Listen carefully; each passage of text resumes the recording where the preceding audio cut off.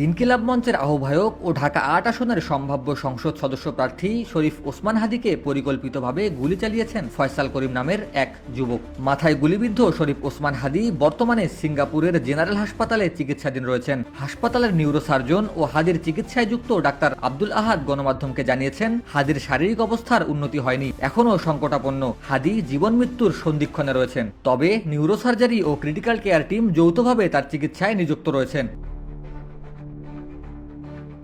সিঙ্গাপুরে নেয়ার পর করা ব্রেনের সিটি স্ক্যানে হাদির বাম পাশের ইসকেমিক পরিবর্তন অপরিবর্তিত রয়েছে এবং ব্রেনে ফোলা বা ইডেমা এখনও বিদ্যমান। ব্রেন স্টেমে আঘাতের কারণে মস্তিষ্কের ভেন্ট্রিকুলার সিস্টেমেও চাপ তৈরি হয়েছে, যা চিকিৎসকদের জন্য বড় চ্যালেঞ্জ। ডাক্তার আহাদ আরও জানান, হাদির ফুসফুসের সবশেষ সিটি স্ক্যানে আগের মতোই রক্তের উপস্থিতি দেখা গেছে। এ কারণেই বাংলাদেশে থাকা অবস্থায় তার বুকে চেস্ট ড্রেন দেয়া হয়েছিল। সিঙ্গাপুরেও সেই জটিলতা মাথায় রেখেই শ্বাস প্রশ্বাস ব্যবস্থাপনা চলমান রয়েছে। এদিকে সামাজিক যোগাযোগ মাধ্যমে ছড়িয়ে পড়া নানান দাবিকে নাকচ করেছেন চিকিৎসকরা। ডাক্তার আহাদ স্পষ্ট করে জানিয়েছেন, হাদি বেঁচে আছেন, তবে তার অবস্থার উন্নতি হয়নি। পাশাপাশি জ্ঞান ফিরে আসার সম্ভাবনা প্রসঙ্গে চিকিৎসকরা এখনও নিশ্চিত কোনো পূর্বাভাস দিতে পারছেন না। ডেস্ক রিপোর্ট, দেশ নিউজ বিডি 24।